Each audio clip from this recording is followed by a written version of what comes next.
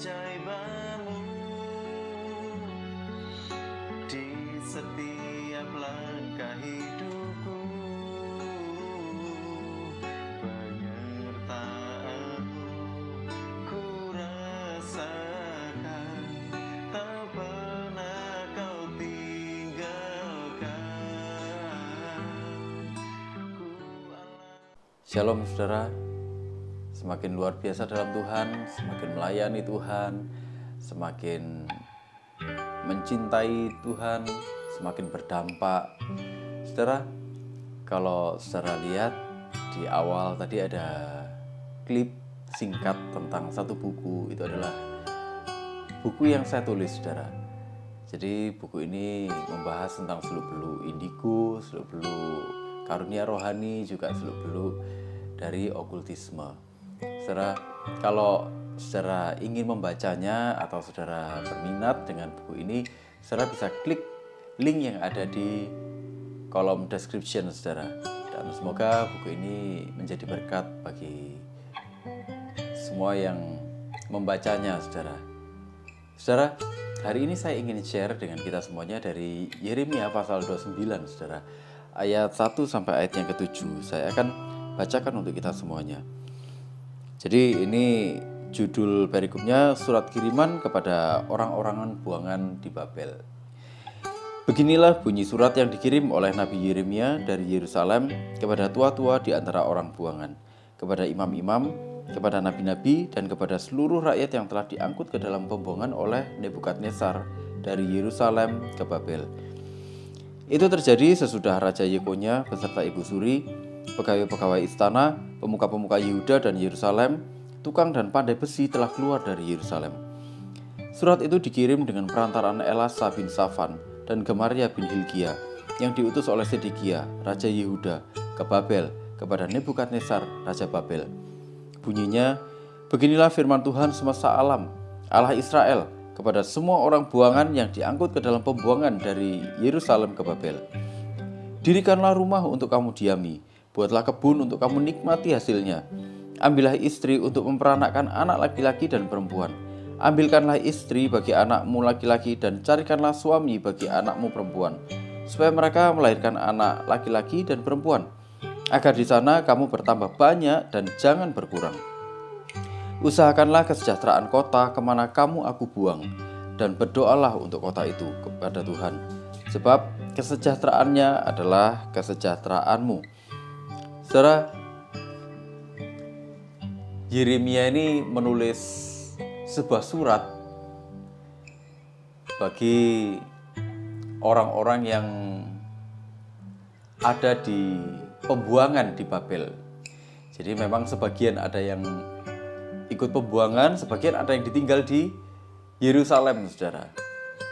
Nah, orang-orang yang mengalami pembuangan ini kelihatannya mereka mengalami kesusahan, dalam artian susah hatinya. Mereka sedih luar biasa. Mereka baru akhirnya merasakan. Jadi mereka baru merasakan mereka terpisah dari kota Allah. Mereka terpisah dari kota yang ini tempatnya Tuhan itu menjejakkan kakinya di sini. Begitu sedihnya mereka. Jadi orang-orang ini merasa sedih, merasa terpukul.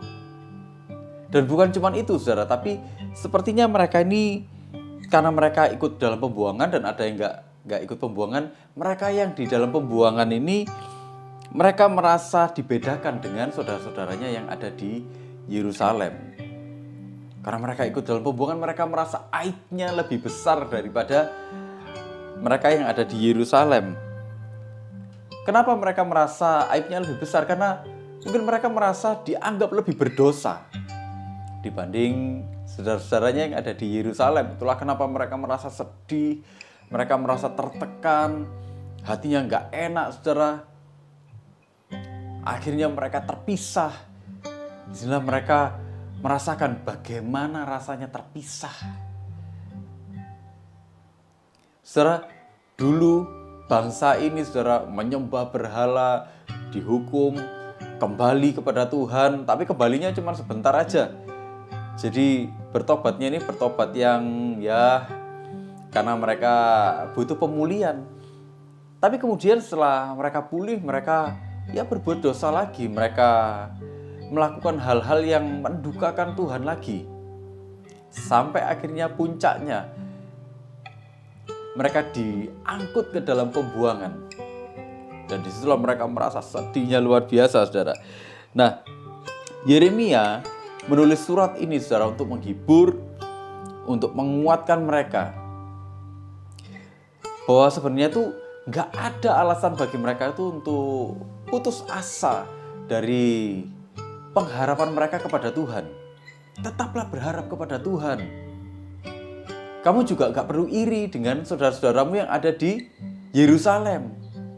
Tetaplah lakukan apa yang memang jadi bagianmu. Tetaplah bertindak, berbuat, melakukan apapun yang jadi kewajibanmu sehari-hari. Lakukan aja apa yang jadi tugasmu sehari-hari. Jadi Yeremia ini ingin ngomong, kamu tetap puas sajalah. Tetap puaskan dirimu dan tetaplah hidup dalam rasa syukur. Kalau kita perhatikan, saudara, di ayat-ayat tadi, kita bisa melihat bahwa orang-orang ini nggak diperbudak, saudara. Mereka ini sebenarnya cuma dideportasi. Jadi mereka ini dibawa, diangkut. Jadi kalau zaman dulu, saudara, itu adalah biasa sebenarnya bagi seorang raja yang menang atas kerajaan yang ditaklukkan. Orang-orang itu dibawa masuk ke kerajaannya. Untuk apa? Untuk menunjukkan dominasinya, untuk menunjukkan kebesarannya, untuk menunjukkan bahwa ini aku yang menang. Tapi kalau kita perhatikan, ini orang-orang ini diberi kebebasan, jadi mereka nggak diperbudak, jadi mereka tetap bisa menikmati hidupnya. Mereka dibilang berkebunlah, carikan suami atau carikan istri untuk anak-anakmu supaya kamu nggak berkurang. Jadi hidup seperti biasa. Mereka bisa berdagang, mereka bisa ngapain aja di sana. Saudara, karena mereka ini terpukul, mungkin mereka sendiri ingin proses ini berakhir lebih cepat. Dalam hati sebenarnya mereka menangis tiap hari, Tuhan kapan ini selesainya, Tuhan kapan ini selesainya. Tapi Tuhan sudah katakan 70 tahun. Tapi kalau kita lihat sebenarnya nanti di ayat-ayat di bawahnya, saudara, tapi kita nggak akan bahas itu. Itulah kenapa ada nabi-nabi palsu yang bilang prosesnya bisa lebih cepat. Tapi Yeremia menegaskan bahwa proses dari Tuhan ini, saudara, masa pembuangan ini 70 tahun. Nggak ada diskon-diskonan. Jadi kalau Tuhan sudah menetapkan seperti itu, ya sudah seperti itu. Jadi jalani aja. Saudara, sebenarnya bagi Yeremia yang menuliskan surat ini, surat penghiburan ini, saudara, penghiburan yang berasal dari Tuhan, saudara, yang dia tulis untuk orang-orang yang ada dalam pembuangan. Sebenarnya pesan dari ini jelas bahwa sebenarnya nggak ada gunanya kamu menangisi itu semua, kamu menangisi keadaanmu, keadaan waktu ada di dalam proses. Gak ada gunanya kamu menangisi itu semua. Kalau kita perhatikan, saudara, misalnya di ayat yang ke-7, usahakanlah kesejahteraan kota kemana kamu aku buang. Artinya segala sesuatu dalam proses kehidupan ini Allah selalu terlibat di dalamnya. Kalau kita sedang mengalami sesuatu hari ini, saudara, kita sedang mengalami proses, menurut kita mungkin prosesnya itu berat, saudara. Satu hal yang kita harus tahu bahwa Allah mengizinkan itu terjadi. Dia terlibat di dalamnya. Tapi satu hal yang pasti, saudara, kalau Allah terlibat di dalamnya, semuanya itu selalu ada tujuannya. Kalau Allah mengizinkan, Semuanya tuh sesuai dengan prinsip kemahatauan Tuhan, kemahakuasaan Tuhan. Semuanya tuh sesuai dengan prinsip kasihnya Tuhan. Jadi dalam proses itu sebenarnya Tuhan tuh maha tahu. Tuhan tuh tahu apa yang dia perbuat. Tuhan tahu endingnya. Bahkan sebelum ini terjadi Tuhan sudah tahu endingnya. Semuanya itu sesuai dengan prinsip kemahakuasaannya. Artinya apa, saudara? Tuhan yang menetapkan batas-batasnya sampai seberapa prosesnya itu. Seperti yang kita lihat di Ayub, saudara. Waktu iblis itu datang sama Tuhan, dia bilang, lah, Ayub ini selalu kamu lindungi, selalu kamu jagai sekelilingnya. Jadi, ya, dia bisa terus dekat dengan Tuhan. Cobalah angkat itu. Jadi biarkan aja dia. Kalau dia ada dalam kesusahan, dia akan meninggalkan Tuhan. Kurang lebih seperti itu. Tapi apa yang terjadi, saudara? Kita bisa lihat Tuhan bilang gini, oke, semuanya bisa kamu sentuh, tapi nyawanya jangan. Artinya apa? Dalam proses Tuhan sudah menetapkan batasnya. Cuman boleh sampai segini aja. Cuman boleh sampai segini aja. Kenapa? Karena Tuhan tuh mengerti batas-batas kekuatan kita. Artinya kalau sampai hari ini kita masih bertahan,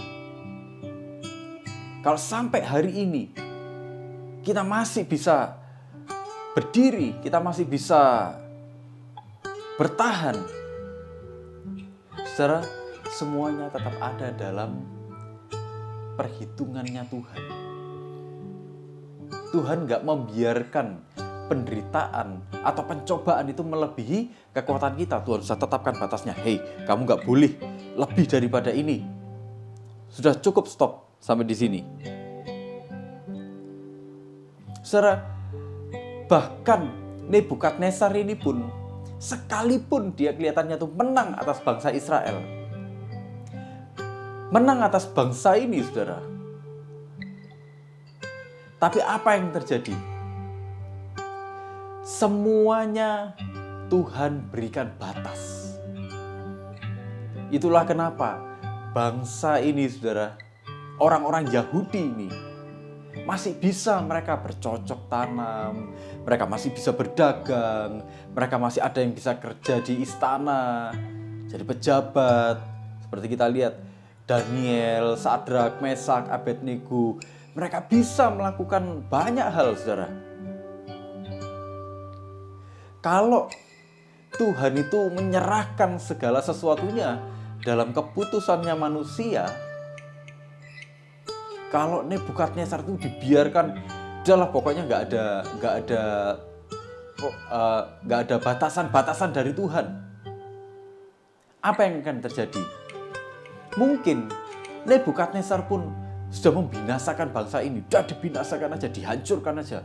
Tapi karena Tuhan punya rencana atas bangsa Israel, atas bangsa Yahudi, saudara, Tuhan memberikan batas-batas. Itulah kenapa sekalipun dia menang, sekalipun kelihatannya Nebukadnezar ini menang, tapi kemenangannya, wewenangnya atas bangsa ini, saudara, atas bangsa Yahudi ini tetap ada di dalam kontrolnya Tuhan, ada dalam batasan-batasannya Tuhan. Demikian juga proses yang terjadi dalam hidup kita, semuanya tetap ada batasnya, semua tetap ada kontrolnya. Itulah kenapa gak usah menangisi proses, gak usah menangisi kejadian demi kejadian, terus-menerus menangisi berkepanjangan. Orang nangis itu biasa, saudara. Orang nangis itu wajar. Orang menangis itu untuk melepaskan emosinya, itu hal yang wajar. Tapi kalau menangisi terus-terusan, terus-menerus, hidup dalam kesedihan, itu ya gak boleh. Kalau kita melakukan itu terus-menerus, saudara, kita akan terus-menerus hidup dalam kekecewaan. Kenapa? Karena kita sama sekali gak lihat kebaikan Tuhan terjadi di dalam hidup kita.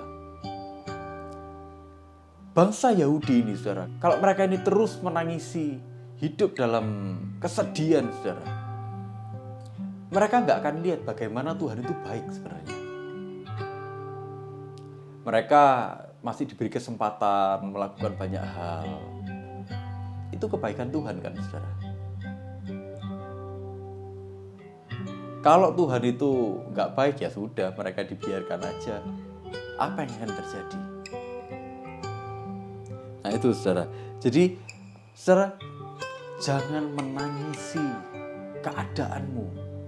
Nggak ada gunanya. Kenapa? Karena semuanya itu ada dalam perhitungannya Tuhan. Allah mengizinkan sesuatu terjadi di dalam hidup kita. Dan kalau Allah mengizinkan segala sesuatu terjadi dalam hidup kita, selalu ada rencananya, selalu ada maksudnya. Tuhan tuh nggak nganggur-nganggur, nggak terus iseng-iseng. Ini diisengi Dah dikasih masalah, iseng-iseng aja dikasih masalah. Dah kita permainkan hidupnya. Enggak, Tuhan tuh enggak seperti itu, saudara. Tuhan tuh penuh kasih, itulah kenapa dia enggak akan mempermainkan hidup kita. Beda dengan setan. Setan itu mempermainkan hidupnya orang. Dia berusaha menguasai, mengontrol kehidupannya seseorang. Untuk apa? Untuk mempermainkan hidupnya orang. Untuk menghancurkan hidupnya orang. Tapi kalau Tuhan enggak. Ini yang dia maksud dalam setiap proses. Tuhan mengizinkan segala sesuatu itu karena ada kehendaknya yang ingin dilaksanakan. Apa kehendaknya? Saudara, sebenarnya waktu kita mengalami proses, kita ini sedang mengalami yang namanya masa-masa istirahat. Loh, kelihatannya kita ini susah. Tapi Tuhan itu sebenarnya sedang membawa kita masuk ke dalam masa-masa istirahat. Seperti masa-masa dalam Sabat. Artinya apa?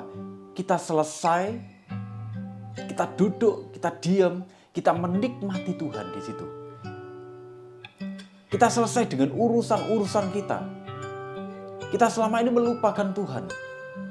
Kita selama ini selalu berpikir bahwa urusan kita yang utama. Kita lupa bahwa kita punya Tuhan yang dia adalah pribadi, dan karena dia pribadi, dia ingin punya hubungan yang intim dengan kita. Dia ingin kita menikmati pribadinya. Dia ingin kita mengenal pribadinya. Tapi karena kita terlalu fokus kepada diri kita sendiri, kita akhirnya bekerja terus-menerus untuk memuaskan diri kita sendiri. Proses sebenarnya adalah sebuah ruang di mana kita perlu duduk, kita diam, kita menikmati Tuhan. Kita membangun kembali keintiman kita dengan Tuhan. Supaya apa? Supaya kita ini mengenali kehendaknya. Apa sih Tuhan kehendakmu di dalam kehidupanku? Selama kita fokus kepada diri kita sendiri, saudara, pernah nggak kita tanya kepada Tuhan, Tuhan, apa rencanamu? Waktu kita merasa bisa mengatur semuanya sendiri tanpa bantuan Tuhan, pernah nggak kita tanya, Tuhan, maksudmu apa? Itulah kenapa Tuhan membawa kita masuk dalam satu proses istirahat. Supaya kita mulai fokus lagi sama Tuhan. Kita mulai tanya lagi, apa kehendakmu Tuhan? Apa keinginanmu Tuhan? Kita mulai membangun hubungan yang intim lagi dengan Tuhan. Kita mulai semakin serupa dan segambar dengan Tuhan. Dan kita mulai tanya. Karena kita ini mulai semakin serupa dan segambar dengan Tuhan, kita mulai merasakan detak jantungnya Tuhan. Kita mulai merasakan aliran darahnya Tuhan, denyut nadinya Tuhan. Kita mulai tanya, Tuhan, apa sebenarnya maksudmu dalam hidupku Tuhan? Apa yang kau ingin untuk aku ini lakukan?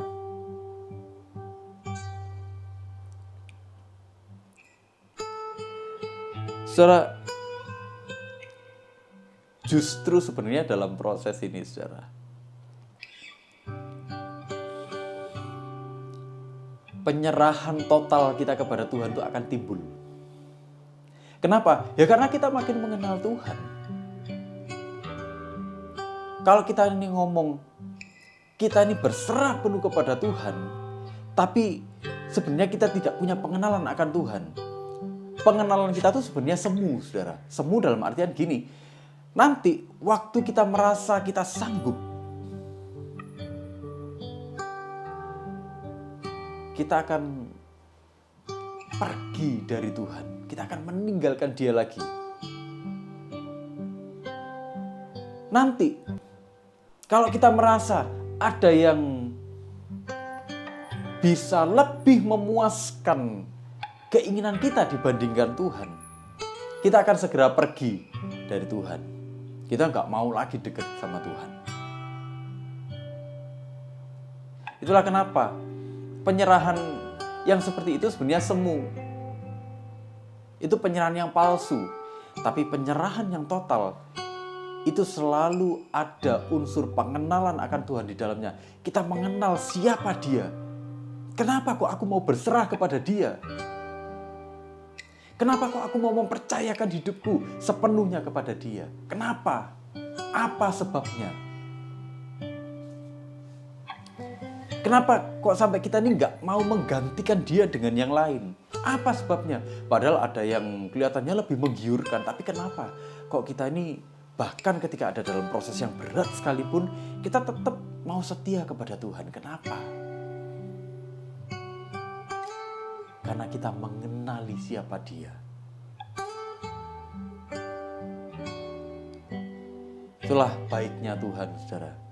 Jadi proses di dalam kehidupan ini nggak perlu ditangisi, saudara. Tapi mulai tanyakan sama Tuhan. Tuhan, apa sebenarnya maksud-Mu di dalam hidupku, Tuhan?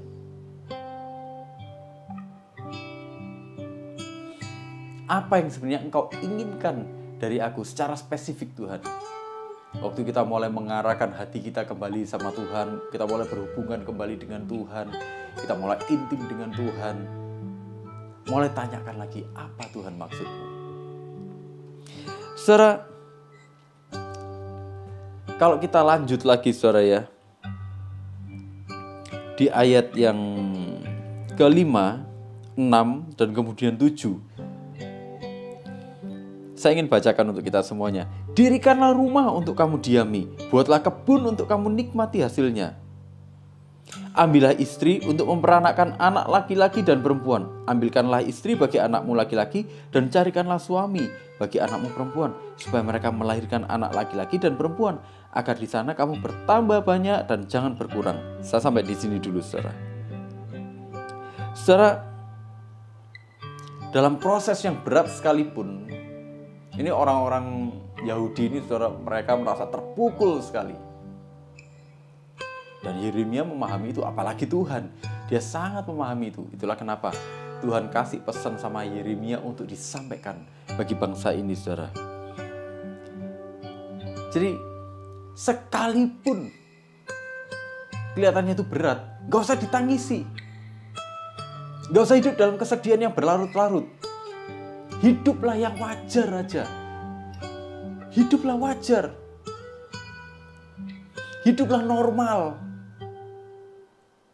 Lakukanlah sesuatu. Kenapa? Karena waktu, karena hidup itu terus berjalan, saudara. Umur kita nambah. Ya kan? Makin hari, kita ini sebenarnya kan makin tua, saudara. Waktu berjalan terus, waktu berjalan terus. Waktu nggak pernah kembali. Tapi waktu itu berjalan terus. Karena ini kronologi, kronos. Jadi waktunya ini berjalan terus, waktunya kita ini. Nggak ada kita yang tambah muda, saudara. Ya kan? Di antara kita semua nggak ada kan yang umurnya tambah muda. Dari 40 tahun ganti 25 tahun, nggak ada kan. Umurnya kita nambah. Hari ini mungkin kita 40 tahun, besok 40 tahun lebih 1 hari. Tahun depan jadi 41 tahun. Kalau kita terus menangisi keadaan, akan ada banyak waktu yang terbuang. Kita nggak hidup normal, kita hidup dalam kekecewaan. Kita nggak lagi hidup normal, kita nggak lagi hidup wajar. Kalau orang menangisi terus-menerus, saudara, atau orang hidup dalam kesedihan yang terus-menerus, dia berlarut-larut dalam kesedihannya, apa yang terjadi? Dia kira-kira hidupnya normal nggak, saudara? Seharusnya kerja, dia nggak kerja. Kenapa? Karena dia menangisi keadaannya. Kalaupun dia kerja, kerjanya nggak pernah maksimal. Kenapa? Karena dia ada dalam kesedihan terus, dia nggak bisa konsentrasi, ya kan?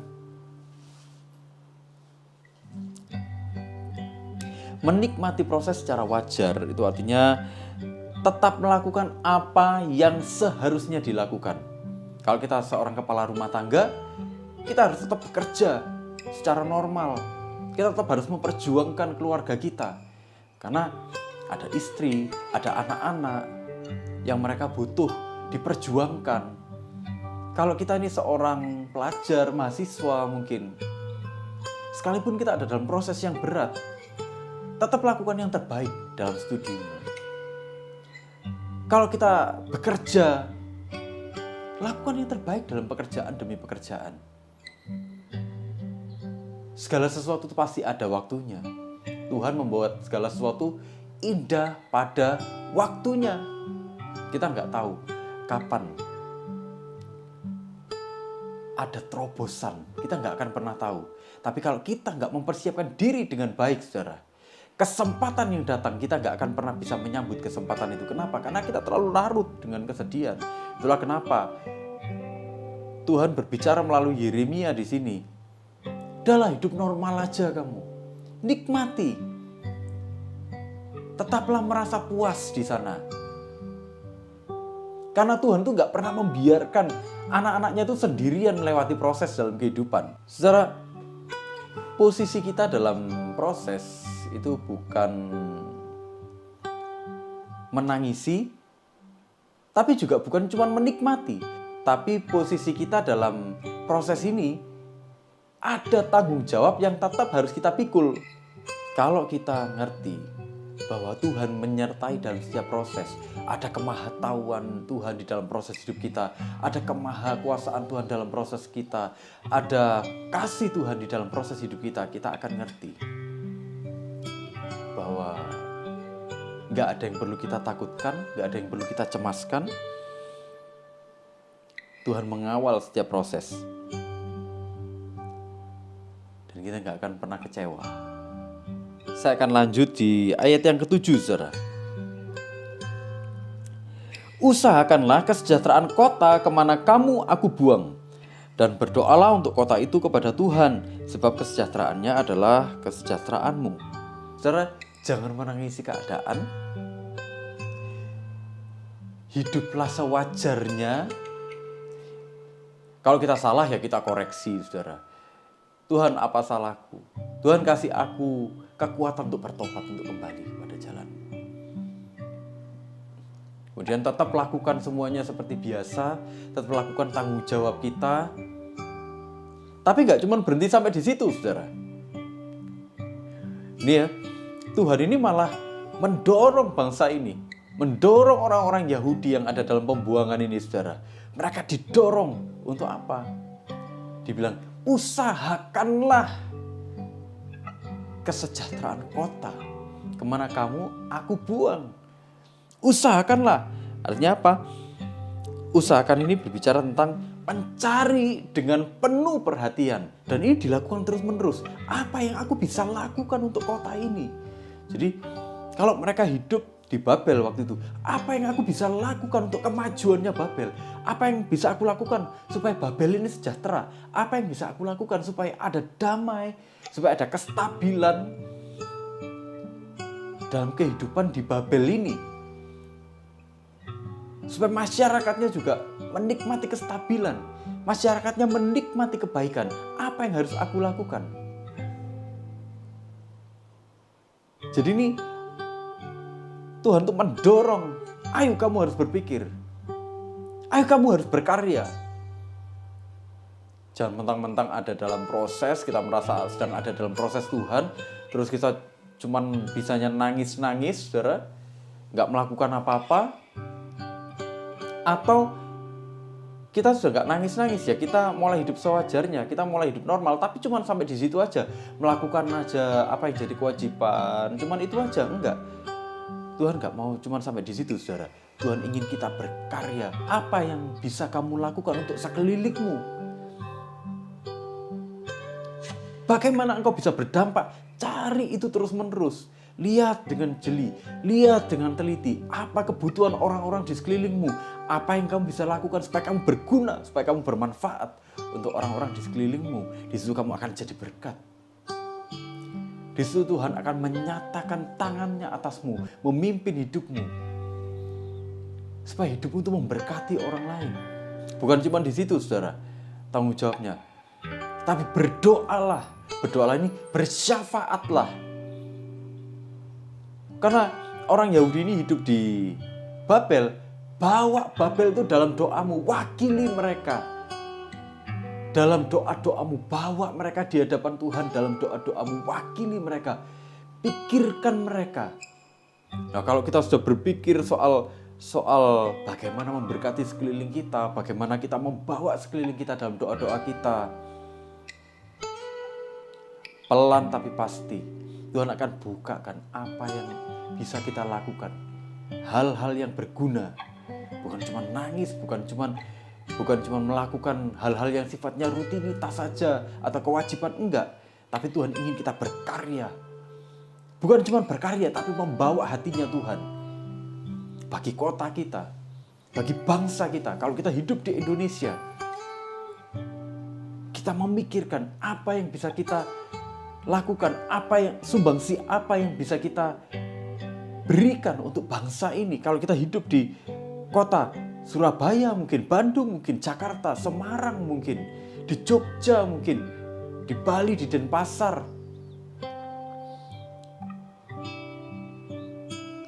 Mari kita pikirkan apa yang bisa kita lakukan untuk kota kita.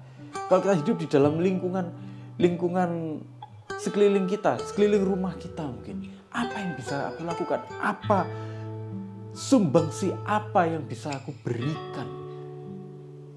Sembari membawa mereka dalam doa-doa kita. Supaya apa? Supaya tangan Tuhan itu memimpin kita. Membawa dampak. Menyatakan kasih Tuhan bagi orang-orang di sekeliling kita. Supaya mereka mengalami yang namanya sejahtera juga. Supaya mereka mengalami yang namanya berkat kasih dari Tuhan itu seperti apa rasanya. Tuhan itu gak egois, saudara. Kalau kita perhatikan, ini bangsa dibuang, saudara.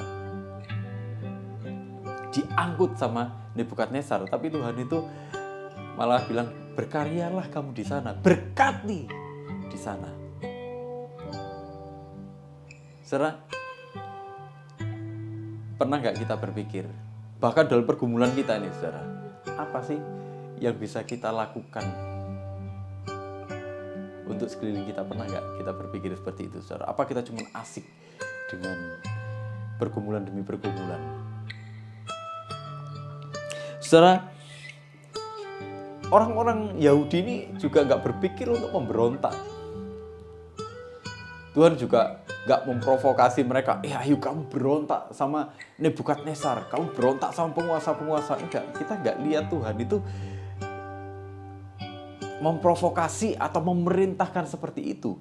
Tuhan itu malah bilang, buatlah kestabilan di sana, buatlah kesejahteraan di sana, patuhlah kepada pemimpinmu, sekalipun pemimpinmu itu nggak mengenal Tuhan. Hormati dia, doakan dia. Saudara, prinsip kepatuhan atau prinsip kesetiaan orang Yahudi terhadap pemerintahan di mana mereka berada itu sebenarnya adalah salah satu alasan mereka bisa bertahan sampai hari ini. Kalau kita lihat bagaimana orang-orang Yahudi ini, mereka pernah mengalami pembuangan di Babel, kemudian mereka pernah waktu Perang Dunia II mereka tersebar kemana-mana di seluruh penjuru bumi, dan mereka bertahan sampai hari ini. Ini untuk membuktikan anggapan sebenarnya bahwa mereka berbeda. Mereka nggak seperti bangsa-bangsa yang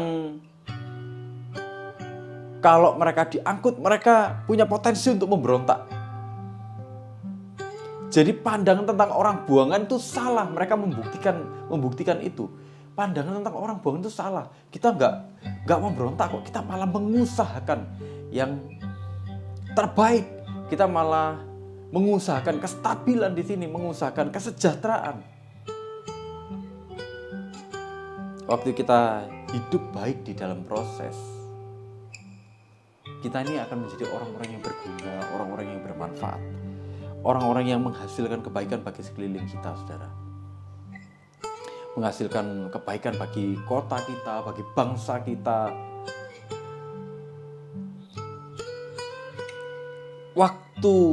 Waktu itu terjadi, saudara, sebenarnya kita juga menikmatinya, kan? Kalau sekeliling kita aman, kalau sekeliling kita sejahtera, masa kita nggak menikmati kesejahteraan juga? Sebenarnya kita ikut menikmati, kan, saudara? Waktu bangsa kita sejahtera, kita juga menikmati kesejahteraannya, kan? Disitulah yang namanya kita merdeka di dalam lingkungan pemerintahan yang baik. Kita merdeka di dalam lingkungan yang baik. Saudara, mari kita berhenti bersikap egois. Dalam proses ini berapa banyak kita cuman ingin jawaban. Tuhan, kapan prosesnya selesai? Tuhan, aku ingin prosesku selesai sekarang, atau besok, atau harus ada jawaban. Saudara, gak perlu ngatur-ngatur Tuhan untuk kapan selesainya. Itu urusannya Tuhan sendiri. Itulah kenapa prosesnya bangsa Israel dibilang 70 tahun, ya 70 tahun. Sudah gak ada tawar-menawar. Sama prosesnya kita pun gak ada tawar-menawar. Stop tawar-menawar dengan Tuhan. Dah ikuti aja. Karena Tuhan selalu punya maksud yang baik dalam setiap proses. Gak usah jadi orang yang egois. Buang segala keegoisan kita. Gak usah ditangisi, gak usah berlarut-larut. Hiduplah dalam sewajarnya orang hidup itu bagaimana. Tanggung jawab, selesaikan. Gak cuma berhenti sampai di situ, tapi berkaryalah, bergunalah, bermanfaatlah. Saudara, saya berdoa, kalau engkau ada di dalam proses Tuhan, di dalam nama Yesus ada kekuatan yang baru, ada sukacita yang baru. Dan di dalam nama Yesus, di dalam proses ini, engkau akan menemukan hatinya Tuhan. Engkau akan menemukan bagaimana Tuhan ingin memakai hidupmu dengan luar biasa. Dan engkau akan jadi orang-orang yang berdampak. Engkau akan jadi orang-orang yang berguna. Engkau akan jadi orang-orang yang bermanfaat. Dan engkau akan menikmati kebaikan demi kebaikan. Tuhan Yesus memberkati kita semua. Di setiap langkah hidup